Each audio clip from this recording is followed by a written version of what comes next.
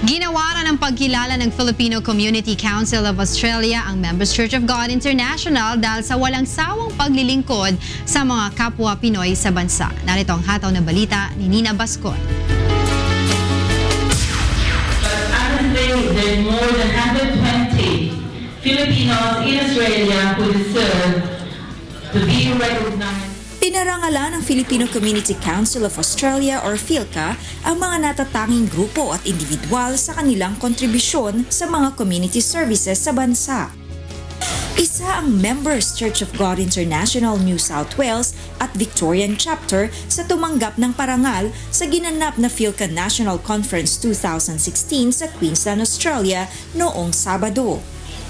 Nakiisa rin sa gabi ng parangal ang mga volunteers ng UNTV na sumusuporta sa grupo sa lahat ng mga advokasya nito.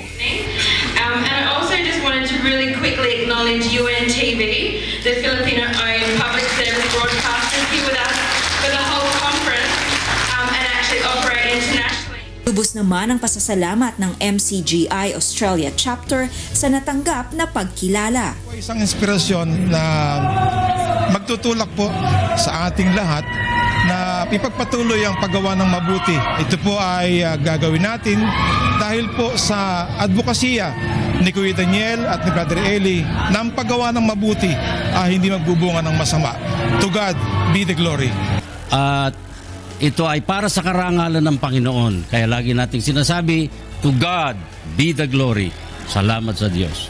Sa pamamagitan ng sama-samang paggawa, ang MCGI ay patuloy na magiging katuwang ng UNTV sa lahat ng public services nito, kahit pa sa ibang panig ng mundo.